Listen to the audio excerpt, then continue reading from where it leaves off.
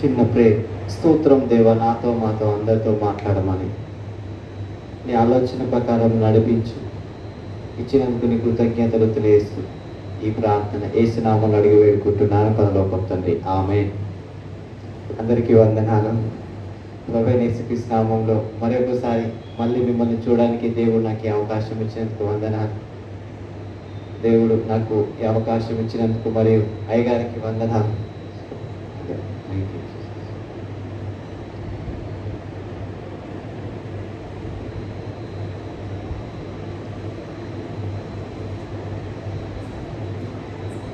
పేతురు రాసినటువంటి మొదటి పత్రిక అధ్యాయము 1.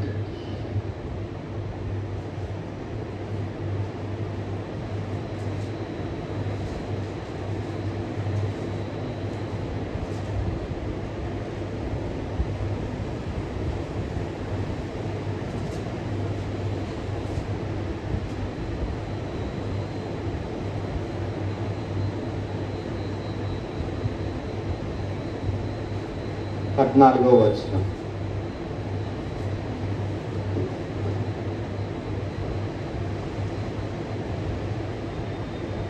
నేను పరిశుద్ధుడనై ఉన్నాను కనుక మీరును పరిశుద్ధులై ఉండుడని వ్రాయబడి ఉన్నది.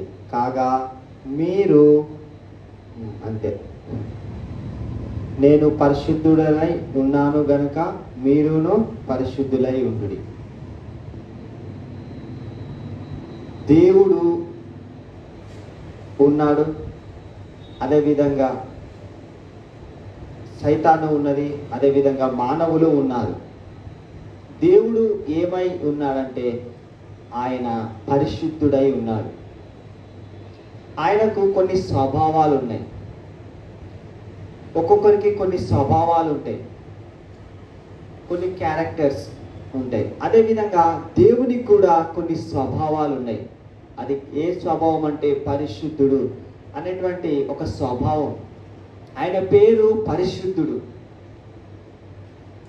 ఈ ప్రపంచం మొత్తంలో ఎంతమంది ఉన్నారో, ఎన్ని వేల మంది ఉన్నా, ఎన్ని చూసుకున్నా ఎవ్వరి యొద్ద పరిశుద్ధత అనేది లేదు. ఒక దేవుని యొద్దనే పరిశుద్ధత అయి ఉన్నది. హల్లెలూయా.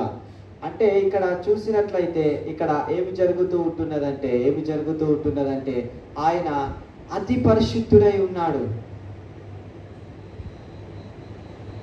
ఆ అతి పరిశుద్ధుడైనటువంటి దేవుడు మానవుడు పాపి అయి ఉన్నాడు.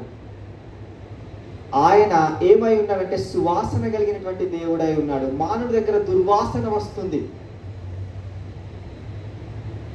ఆయన ఏమై ఉన్నాడంటే ఆయన వెలుగైనటువంటి దేవుడు, మానవుడు చీకటితో ఉన్నాడు. ఆ దేవునితోని మనము ఈ యొక్క పాపి ఆయనతోని ఉండడానికి అర్హులం అనేది కాదు. మనము ఆయన చిత్తం ఏమై ఉన్నది అంటే మనం పరిశుద్ధంగా మారడం, ఆయన స్వభావంలోకి మారడం. మానవ స్వభావం చచ్చిపోయి దేవుని స్వభావంలోకి మారి దైవం వలె మనం కూడా ఆయన వలె మనం మారిపోవడానికి మనం ప్రభును వెంబడిస్తూ ఉంటున్నాం. ప్రభు యొద్దకు వచ్చి ఉన్నప్పుడు దేవుడు ఏం చేస్తూ ఉంటాడంటే ఆయనకు అతి సమీపంగా వస్తూ ఉంటున్నప్పుడు మనలో ఉన్నటువంటి లోకం అనేది వెళ్ళిపోతుంది. మనలో ఉన్నటువంటి పాపాన్ని వదిలిపెట్టాల్సి ఉంటుంది. మనలో ఉన్నటువంటి మనకి ఇష్టాలు, మన కోరికలు, మనం దేన్నైతే ఇష్టపడుతూ ఉంటామో దాన్ని వదిలిపెట్టి ఉండాల్సి ఉంటుంది. యేసుక్రీస్తు ప్రభును నేను సొంత రక్షకుడిగా 2010వ సంవత్సరంలో నేను నమ్ముకున్నాను. నా హృదయాన్ని ప్రభుకి ఇచ్చాను. అప్పుడు యేసు ప్రభు నాలోకి వచ్చిండు. ఆయన ఆత్మ నాలోకి వచ్చినప్పుడు, ఆయన వచ్చిన తర్వాత నాలో మార్పు అనేది చూడగలిగినాను. ఒక అబద్ధం ఆడాలంటే భయం వేస్తుంది, చిన్నగా ఎవరైనా దూషించాలంటే భయం వేస్తుంది. అప్పుడు నేను నమ్ముకున్నప్పుడు ఏదైనా చిన్న తప్పు చేసినా, ఏది చేసినా కూడా మామూలుగా అంతగా అనిపించలేదు, ఏం కాదులే అనిపించింది. కానీ ప్రభు అయిన యేసుక్రీస్తుని నమ్ముకున్న తర్వాత, ఆయన ఆత్మ వచ్చిన తర్వాత ఒక నరకం ఉంది, పరలోకం ఉంది అనేటువంటి ఒక విశ్వాసం నా హృదయంలో పుట్టింది. అప్పుడప్పుడు అనిపించేది, ఏమనిపించిందంటే ఏదైనా చిన్న తప్పు చేసినప్పుడు అమ్మో నేను నరకం వెళ్ళిపోతా కావచ్చు, నేను ఈ తప్పు చేసిన ఎట్లా ఎట్లా అని ఊకే తప్పిస్తూ ఉండేటువంటి వాడిని. మళ్ళీ నేను ఇప్పుడు నాకేం కావాలి, క్షమాపణ కావాలి, క్షమాపణ కావాలి అనుకుంటూ దాని గురించి ఆలోచిస్తూ ఉండేటువంటి వాడిని. చిన్న అబద్ధం అన్నా, ఏమన్నా దూషించినా, నాకు తెలియకుండానే నా ఆధీనం లేకపోతే ఏమైనా చెడు ఆలోచనలు వచ్చినా అలా నాకు భయం వేస్తూ ఉండేటువంటి వాడను. ఎందుకు నాకు ఈ విధంగా అనిపిస్తూ ఉంటుంది అని అనుకునేవాడిని. ఒక దొంగతనము చెయ్యకు అని బైబిల్లో ఉన్నది అని తెలియదు. ఇలాంటి చెడు కార్యాలు చేయకు అని తెలియదు. కానీ దేవుని యొక్క ఆత్మ నివసిస్తూ ఉంటున్నప్పుడు ఏమి జరుగుతూ ఉంటున్నది, ఏదైనా తప్పు చేయాలంటే, ఏదైనా చిన్న మిస్టేక్ చేయాలంటే మనస్ఫూర్తిగా అనేది చేయలేకపోయినటువంటి వాడను. ఏదైనా చిన్న తప్పు అప్పుడు నేను యేసుప్రభువు నమ్ముకున్నప్పుడు టీవీ చూసేది, సినిమాలు చూసేది, అన్ని విధాలుగా ఉండేది. మళ్ళీ తర్వాత నమ్ముకున్న తర్వాత ఏదైనా సినిమా అనుకోకుండా ఇంటికి టీవీ పెట్టినప్పుడు ఇట్లా టైం పాస్ మామూలుగా అంటారు కదా, ఆ విధంగా కొద్దిసేపు ఇట్లా చూసినప్పుడు నాలో ఒక యుద్ధం అనేది జరుగుతూ ఉన్నది. అంటే ఏం జరుగుతూ ఉన్నదంటే ఒక బాధ, ఒక ఏదో తెలియని బాధ, అయ్యో ఎందుకు చూసినటువంటి అలాంటి మనస్తత్వం అనేది నాలో గమనించి ఉన్నాను. అప్పుడు మళ్ళీ తర్వాత ఏమి గమనించి ఉన్నాను అంటే, ఇంకోటి, దేవుణ్ణి ఎప్పుడైతే నమ్ముకున్నానో నా హృదయంలో ఒక గొప్ప సంతోషం వచ్చింది. హల్లెలూయా! ఒక ఆనందాన్ని నేను చూడగలుగుతూ ఉంటున్నాను. అప్పుడు యేసుప్రభువుని నమ్ముకున్న తర్వాత నాకు ఒక భారం అనేది దేవుడు ఇచ్చి ఉన్నాడు. ఏంటిదంటే ఆత్మల భారము. హల్లెలూయా! అంటే నా హృదయంలో అనిపిస్తూ ఉండేది, రూములకు వెళ్ళి బాధపడుతూ ఉండేటువంటి వాడిని. నాతో చదువుకుంటూ అందరు సంతోషంగా ఉండేది. కానీ నాకెందుకు, అయ్యో ఇంతమంది నరకానికి వెళ్ళిపోతున్నారు, ఇంతమంది యేసు ప్రభువుని నమ్ముకోవట్లేదు, నేను నమ్ముకున్నా, నాకు పరలోకం ఉంది, ఈ పక్కనే ఉన్నారు, ఈయన నమ్ముకోలే.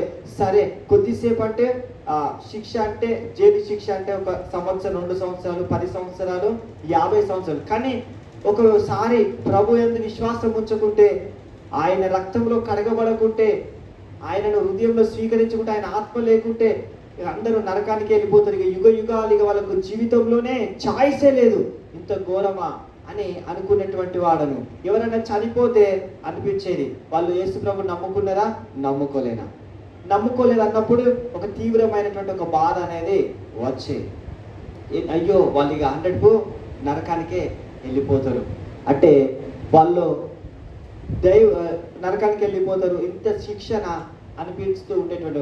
తర్వాత నాది ఎంటెక్ అయిపోయిన తర్వాత కిరణ్ అన్న ఇక్కడికి వస్తూ ఉంటాడు. ఆ అన్న నాకు పరిచయం అయ్యిండు. మేమిద్దరం కలిసి అన్నప్పుడు వెళ్తూ ఉండేటువంటి వాడు, ఎక్కడికి, హాస్పిటల్కి వెళ్తుండేటువంటి వాడు. క్యాన్సర్ పేషెంట్లు, ఇంకా టీవీ పేషెంట్లు, లాస్ట్ సీనియర్ అనేక ఎయిడ్స్ పేషెంట్స్, అన్ని రోగాలు ఉన్నటువంటి వారు వాళ్ళ దగ్గరికి వెళ్ళి ప్రార్థన చేస్తూ ఉండేటువంటి వాడు. అనేక విగ్రహారాధికులు కానీ వివిధ రకాలైనటువంటి ప్రజలకు అందరికీ ప్రార్థన చేస్తుండే, వాళ్ళకు సువార్త చెప్తున్నాడు. అలా వెళ్తున్నప్పుడు నేను ఒక మీటింగ్లో ఎక్కడో పరిచయం అయ్యిండు. పూణే మీటింగ్ గారికి అక్కడనో ఎక్కడో ఒకసారి హైదరాబాద్లో పరిచయం అయితే, అప్పుడు ఇట్లా ఫోన్ చేస్తే నన్ను తీసుకొని వెళ్ళిండు హాస్పిటల్కు. నేను కూడా వెళ్ళి ప్రార్థన చేసేటువంటి వారు. ఆ విధంగా అక్కడ 1 సంవత్సరం నేను ఎంటెక్ చదువుకునేటప్పుడు అన్నతో వెళ్ళి పరిచయం చేసేది, అందరికీ ప్రార్థన చేసేది. కానీ దేవుడు ఎప్పుడైతే వెళ్ళి చిన్న ప్రార్థన చేసినా కూడా ఆయన కృప అనేది మాకు అనుగ్రహిస్తూ ఉండేటువంటి వారు. అదేవిధంగా అనేకులు ప్రభు యందు విశ్వాసం ఉంచేది, అనేకులు ఆ దేవుని నమ్ముకోవడానికి ముందుకు వచ్చేటువంటి వారు. ఆ విధంగా అయిపోయిన తర్వాత దేవుని చిత్తం ఏమై ఉన్నది అనుకుని ఇంటికి వెళ్ళి నేను ప్రార్థన చేసుకొని ఉన్నాను. ప్రార్థన చేసుకొని మోకరించి చేతులు పైకెత్తి ఇంటికాడ ప్రార్థన చేసుకొని దేవుని కొరకు కనిపెట్టినప్పుడు దేవుడు నాతో మాట్లాడాడు, నువ్వు బయటికి రా, నేను నిన్ను ఆకాశ నక్షత్రం వలె విస్తరింప చేస్తాను అని దేవుడు మాట్లాడుతూ ఉన్నాడు. ప్రభువా మరి నేను ఏం చేయాలి, ఎంటెక్ అయిపోయింది, ఇప్పుడు జాబ్ చేయాలా, ఏం చేయాలో అని కనిపెట్టి ఉపవాసం ఉండి ప్రార్థన చేసుకుంటే దేవుడు నాతో వాక్యం ద్వారా మాట్లాడాడు. దైవ సేవకులు టీవీ ద్వారా దైవ సేవకుల నుంచి వెళ్ళి మాట్లాడాడు. ఒక వాగ్దానం నుంచి వెళ్ళి నాతో మాట్లాడుతూ వస్తూ ఉంటున్నప్పుడు, పండుకున్నప్పుడు ఒక కళ ద్వారా, ఆ విధంగా దేవుడు నన్ను దర్శించిన మనని చూసి ఉన్నప్పుడు నాతో దేవుడు మాట్లాడుతున్నాడు. అబ్రహాముతో మాట్లాడినట్టు నాతో కూడా మాట్లాడుతున్నప్పుడు నేను అప్పుడు ఒక తీర్మానము, నేను ఇక ఇక్కడ ఉండను, మా ఇంటికాడ ఉండను అని నేను బయటికి వద్దాం అనుకుంటే మా అమ్మ అడ్డు వచ్చింది, మా వదిన అడ్డు వచ్చింది. వచ్చి ఉన్న తర్వాత నాకు అద్దు, ఎవరద్దు, దేవుడే కావాలి అన్నప్పుడు కాదు కాదని అందరూ గట్టిగా మొత్తుకున్నది. మా అమ్మ గట్టిగా మాట్లాడింది, ఓ ఎక్కడికో పోతానని. తర్వాత ఏమైందంటే ఇక తెల్లారి పోమంటే ఇక నేను వెళ్ళిన ఒక బ్యాగ్ వేసుకున్నా, నడుచుకుంటూ వెళ్తూ ఉన్నా. ఎక్కడికి పోతానో తెలియదు, ఏడుంటానో తెలియదు, ఏ ప్లేస్కు వెళ్తానో తెలియనప్పుడు అప్పుడు ఆ రోజు అక్కడికి తెలియని తర్వాత ఒక బస్ స్టాండ్లో కూర్చుని ఒక ఫ్రెండ్ దగ్గరికి కూర్చున్న తర్వాత వెళ్ళిన తర్వాత అక్కడ ఏమైందంటే ఆ రోజు ఎక్కడికి పోవాలో తెలియకుండా ఆ రోజు కర్ణపురం ఉంటుందని ఆ రోజు అక్కడి నుంచి కర్ణపురానికి వెళ్ళాను. హల్లెలూయా, దేవునికి స్తోత్రం. అక్కడికి వెళ్ళిన తర్వాత దేవుడు నాకు ఏ వాగ్దానాలు ఇచ్చి ఉన్నాడో మళ్ళీ అక్కడి నుంచి ఏమైతే దేవుడు నాకు కూడా వాగ్దానాలు ఇచ్చి ఉన్నాడు. దేవునికి అన్ని వదిలిపెట్టినప్పుడు, లోకాన్ని వదిలిపెట్టినప్పుడు, కుటుంబాన్ని వదిలిపెట్టినప్పుడు, సమస్తమును వదిలిపెట్టి నువ్వే దేవుడవు, నువ్వు తప్ప నాకు ఇంకొక దైవం లేదు, నీ మీదనే నేను ఆధారపడతానని ఆయన దగ్గరికి మనం వెళ్ళినప్పుడు దేవుడు ఏం చేసి ఉన్నాడంటే నన్ను ఏం చేస్తూ ఉంటున్నాడు, సమర్పించుకో అని దేవుడు మాట్లాడుతూ ఉంటున్నాడు. నా ఇష్టాలను అడుగుతూ ఉన్నాడు దేవుడు. నువ్వు సమర్పించుకో, నువ్వు పరిశుద్ధంగా జీవించడానికి సమర్పించుకో, మొత్తం దేవుని మీదనే ఉండడానికి సమర్పించుకోమన్నప్పుడు సరే జాబ్ అంటే వదిలిపెట్టేసినాం, ఓకే బాగానే ఉంది, కుటుంబం అంటే వదిలిపెట్టేసినాం, ఇది కూడా పర్వాలేదు.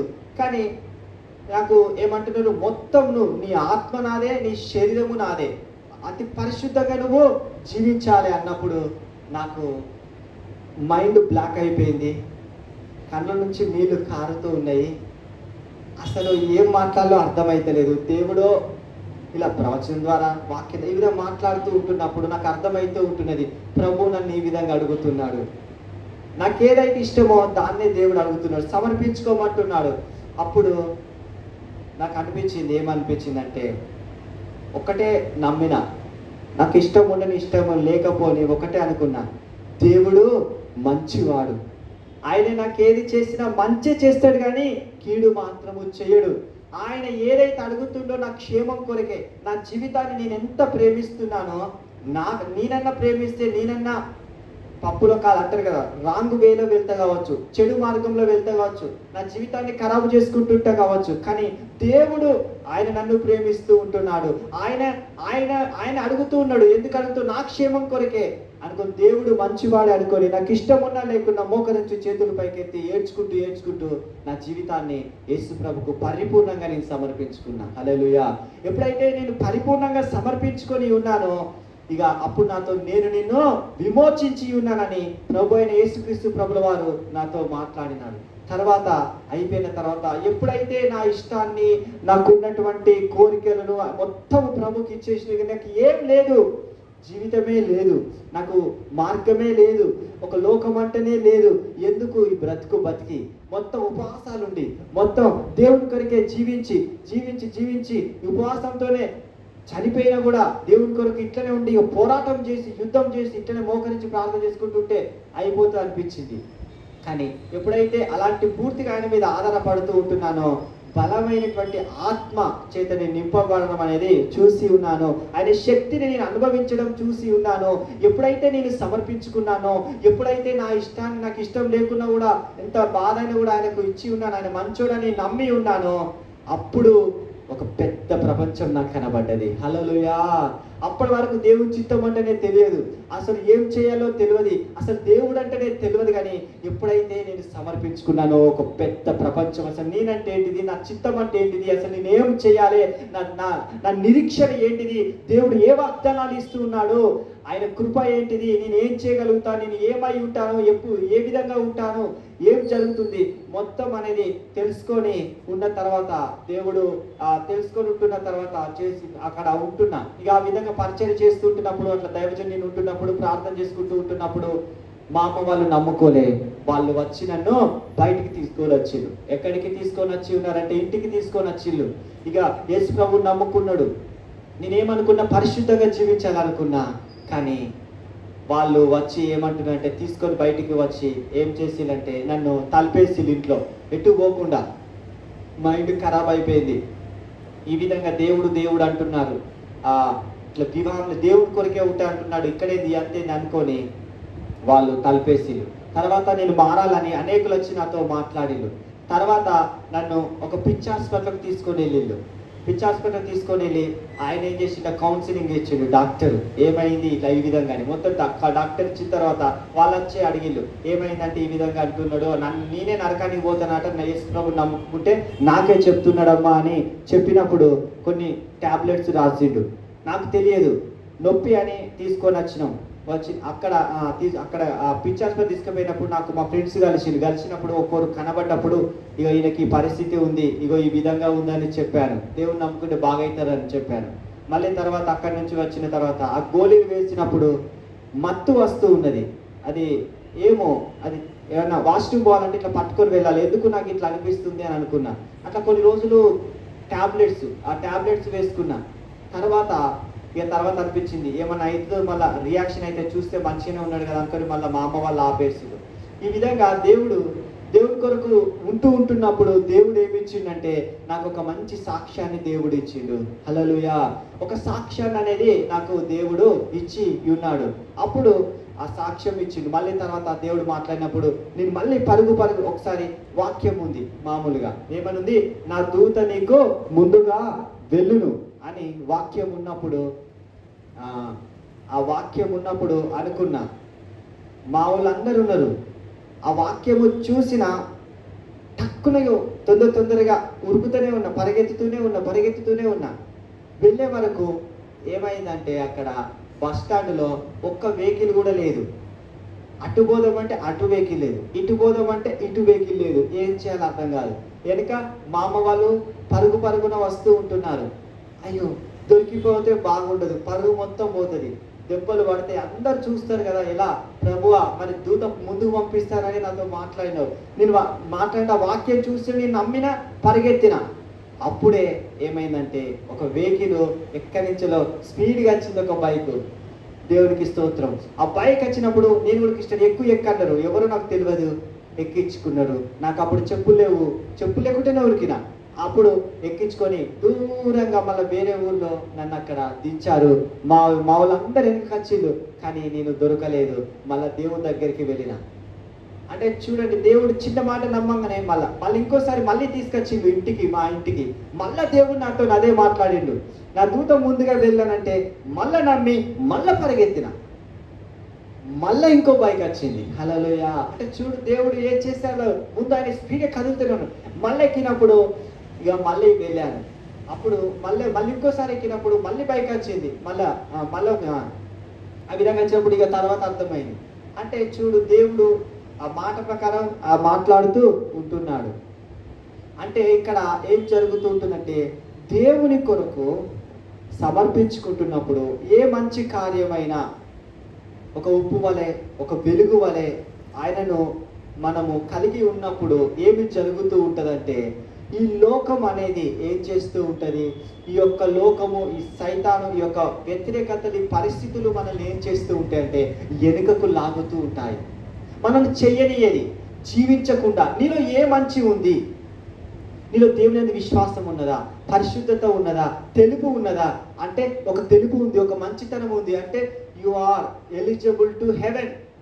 అంటే దేవుని దగ్గరికి నువ్వు ఎలిజిబుల్ అని చూస్తుంటున్నప్పుడు దేనైతే నువ్వు సమర్పించుకున్నావో, నువ్వు దేన్నైతే నీకు పట్టు దేవుని దగ్గర ఉన్నదో దాని మీదనే సాతానుగాడు దాడి చేస్తాడు. దానినే వాడు ఏం చేస్తూ ఉంటాడు, దానిని ఆ సాక్ష్యాన్ని తీసేయాలి లేదా నాశనము చేయాలని ప్రయత్నం అనేది ఎప్పటికీ చేస్తూ అంటాడు.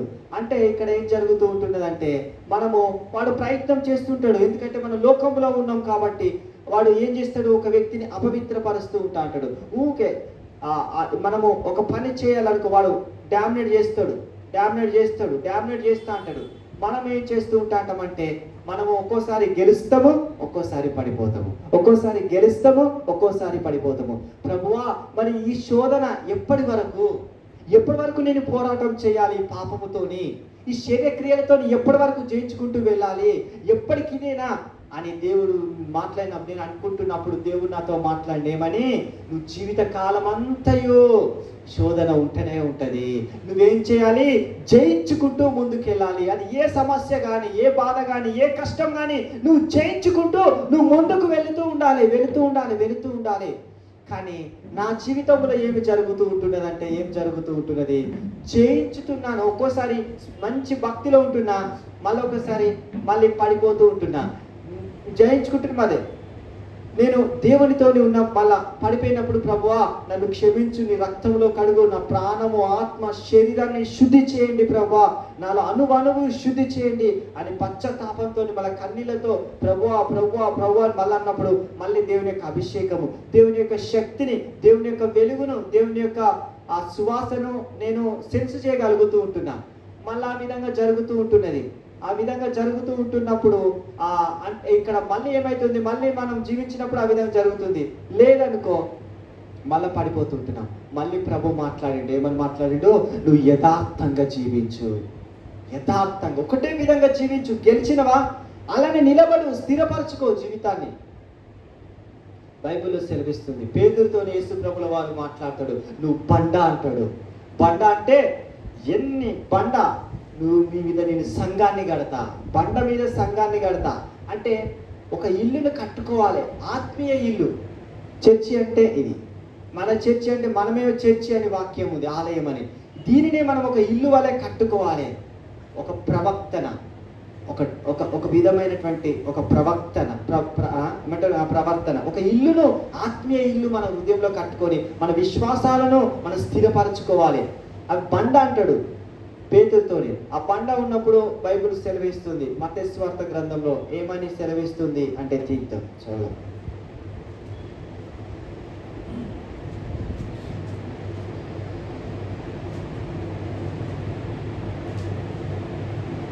ఇక్కడ 25వ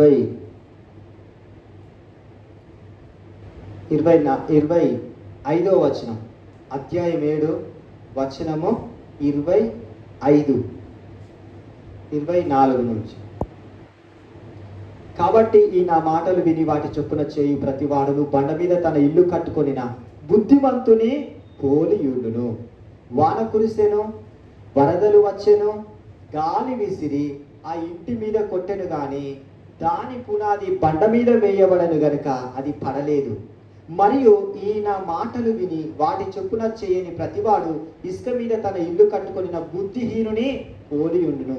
వాన కురిసెను, వరదలు వచ్చెను, గాలి విసిరి ఆ ఇంటి మీద కొట్టెను, అప్పుడు అది కూలబడెను, దాని పాటు గొప్పదని చెప్పారు.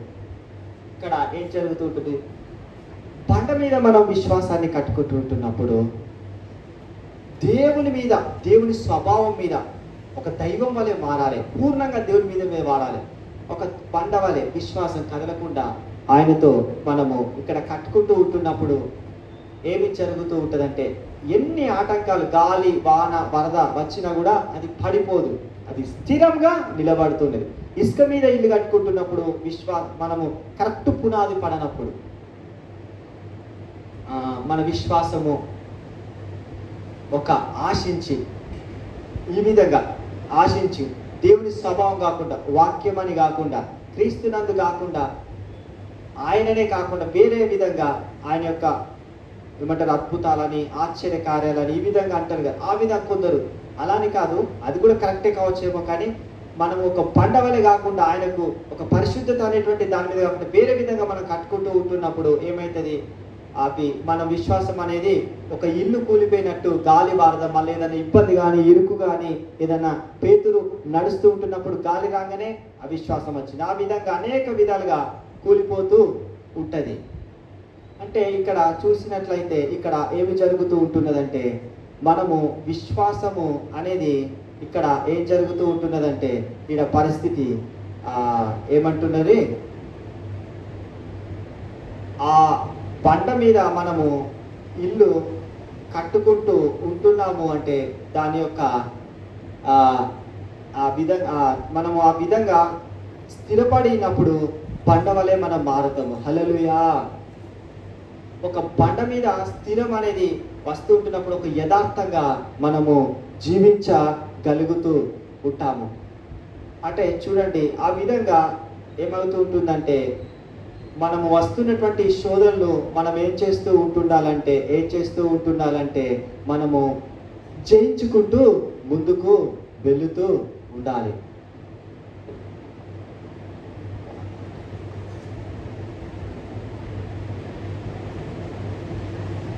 వాక్యం ఏమనుంది?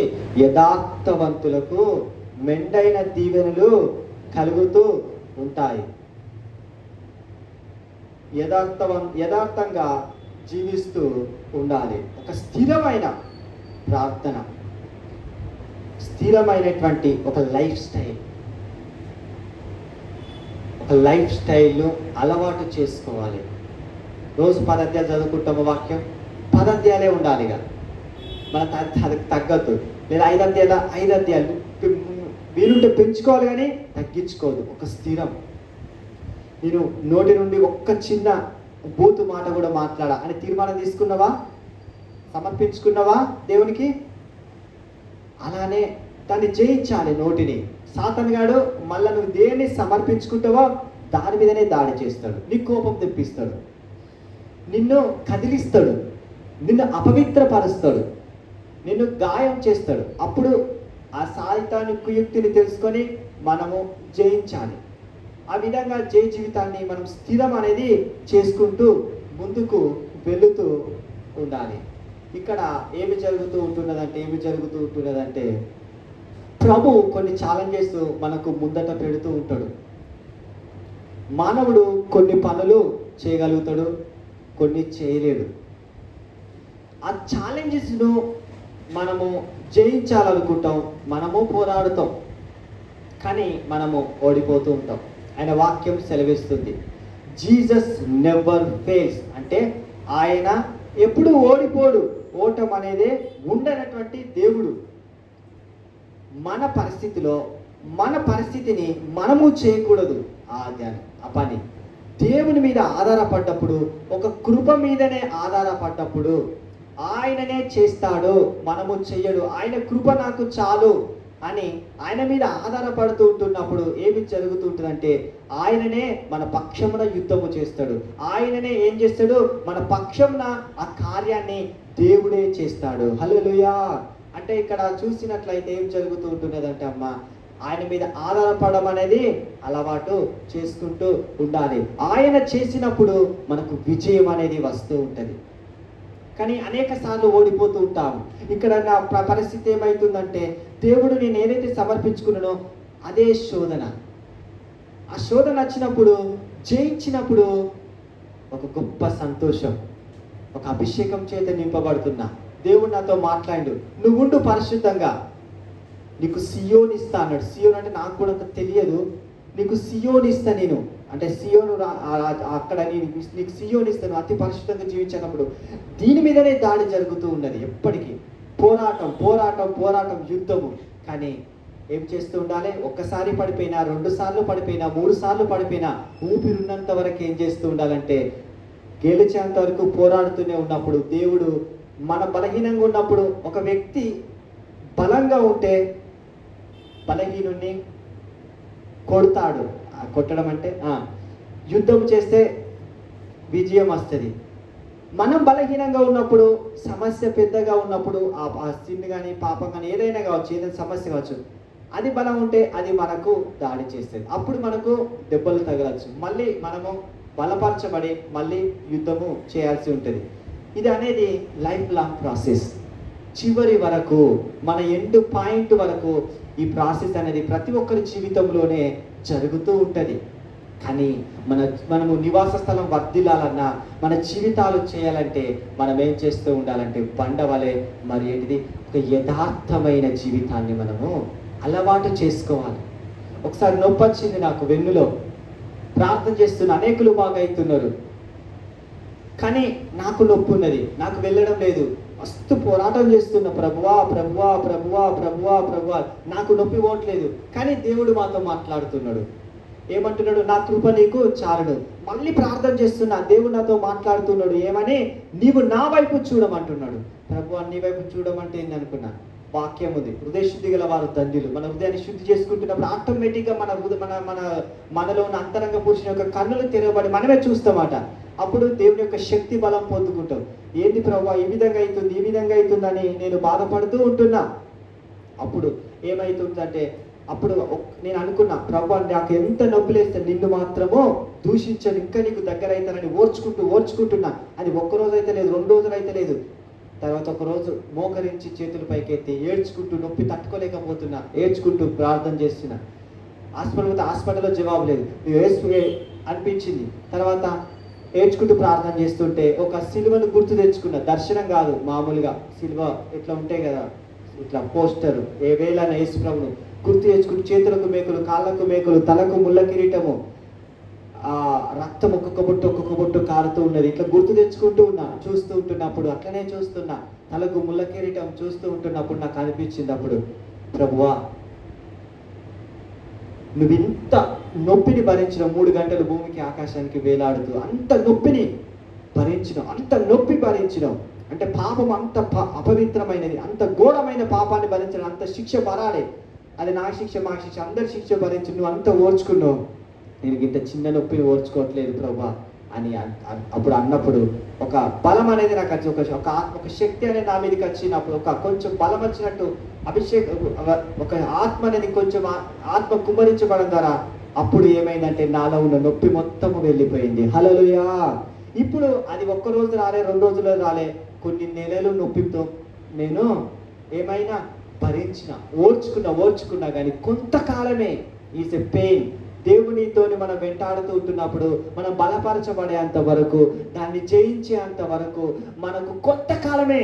ఈ బిట్ ఆఫ్ టైం ఇస్ అంటే స్మాల్ టైం, కొంత టైమే. కానీ నేను ఒక మాట 4 నెలలు 5 నెలలు బాధపడ్డా, నొప్పి లేచింది, కానీ నిలబడి ఉన్నా. కానీ దేవుడు ఏం చేస్తున్నాడు, నా నొప్పి బాధ నేను మొర్రపెట్టినప్పుడు నాకు జవాబు ఇచ్చిండు. నన్ను దాన్ని జయించుటకు ఆయన కృప ఇచ్చిండు. ఆయన మీద ఆధారపడడం నేర్పిండు, ఆయన వైపు చూడడం నేర్పిండు, ఆయన గురించి ఆలోచించడం నేర్పిండు. ఇప్పుడు ఏమైందంటే విశ్వాసాన్ని నేను నేర్చుకోగలిగిన, దేవుని కృపను బట్టి నేను నిలబడగలుగుతూ ఉంటున్నా. ఈ వాక్యం ద్వారా కానీ అనేకులు, దేవుడు నాకు సంఘం ఇచ్చిండు, మళ్ళీ ఇంటికాడ 2 సంఘాలు, వాళ్ళకు కూడా బోధించగలుగుతున్నా. వాళ్ళు కూడా అనేకులు విడుదల పొందుతూ ఉంటున్నారు. అంటే చూడు, ఈ యొక్క ఆశీర్వాదము నేను అనుభవించి ఉన్నాను, అది కొంతకాలమే.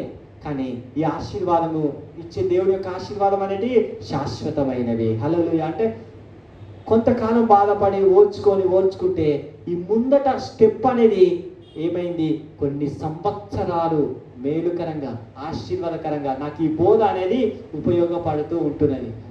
హల్లెలూయా. అంటే చూడండి ఇక్కడ పరిస్థితి, ఇక్కడ ఈ పోరాటం అనేది మనం ఏం చేస్తూ ఉండాలంటే, ఎప్పుడు గెలుస్తాము అంటే మనము ఎప్పటికీ దేవుని గురించి ఆలోచిస్తూ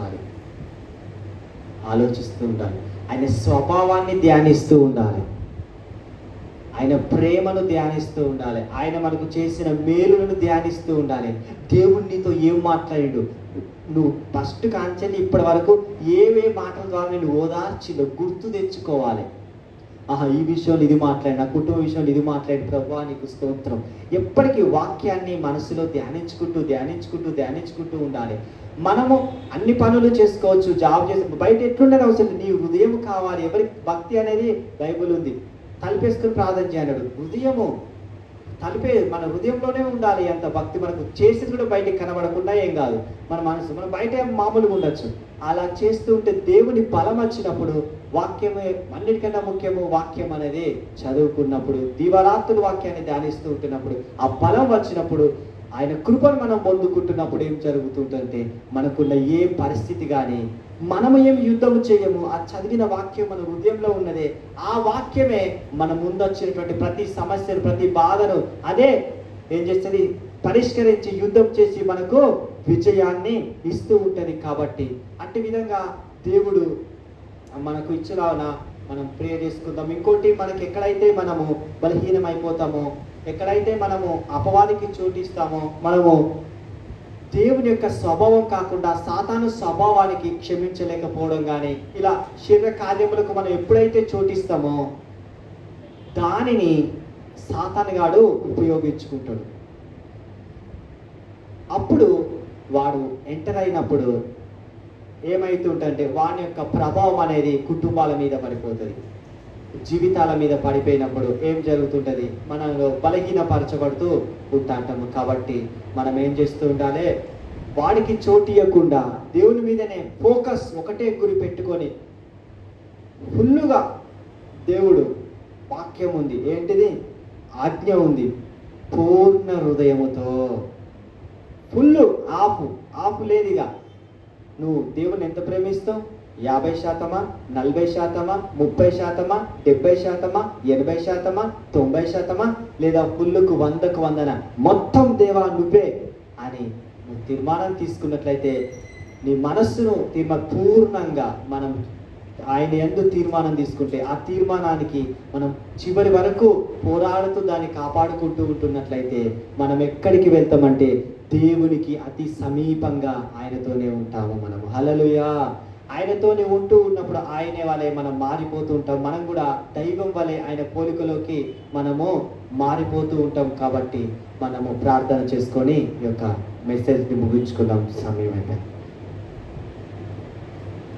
దేవుడి చిత్తం సమర్పించుకున్నప్పుడు ఒకటి ఇచ్చిండు, బోధ ఇచ్చింది నాకు దేవుడు. నువ్వు పూర్ణంగా ఉండాలి, పరిపూర్ణంగా మారాలి, నా వలే మారాలి, పరిపూర్ణంగా. ఫస్ట్ పరిశుద్ధులుగా ఉండాలి, పరిశుద్ధంతోనే పరిపూర్ణంగా నిండుగా ఉండాలి అని దేవుడు ఆ బోధ ఇచ్చిండు. నువ్వు కూడా మారాలని ఉన్నప్పుడు నేను దేవుణ్ణి వెంబడిస్తూ ఉంటున్నాను. కళ్ళు మూసుకున్నట్లయితే ప్రార్థన. స్తోత్రము దేవా, ప్రభువా, నా తండ్రి, అయ్యా ఈ యొక్క సమూహము, ఈ యొక్క విశ్వాసుల సమూహము ప్రభువా, వాక్యం చెప్పుటకు ప్రభువా నేను యోగ్యుడని కాను, కానీ నువ్వు నాకు కృప ఇచ్చి ఉన్నావని నమ్ముతున్నాను ప్రభువా. దాన్ని బట్టి వందనాలు. నీ వాక్యం చెప్పడానికి ప్రభువా, ఇక్కడ నాయన ఈ యొక్క తల్లులు, ఈ యొక్క అమ్మలు ప్రభువా, ఈ పాస్టర్ వీళ్ళందరూ నాయన వినడానికి నాయన కూర్చున్నారు. వాళ్ళకి ఇచ్చిన తగ్గింపును బట్టి వందనాలు. కొన్ని మాటల ద్వారా మమ్మల్ని బలపరుస్తున్నాము, మేము నమ్ముతూ విశ్వాసం ఉంచుతున్నాము ప్రభువా. నాయన నీకు మేము ఏదైతే సమర్పించుకున్నామో, ఏ వాగ్దానం అయితే ప్రభువా మాకు మీరు ఇచ్చి ఉన్నారో అయ్యా, మీ వద్దకు వచ్చినప్పుడు దానిని సాతానుగాడు దొంగతనం చేస్తున్నాడు, దొంగిలిస్తున్నాడు ప్రభువా. మేము దొంగిలించబడకుండా ఆ వాగ్దానాలను మేము గట్టిగా పట్టుకొని నా పరలోకపు తండ్రి, మేము చివరి వరకు ఆ వాగ్దానాలను పొందుకొని విజయముతో ఈ యాత్ర ముగించాలి ప్రభువా.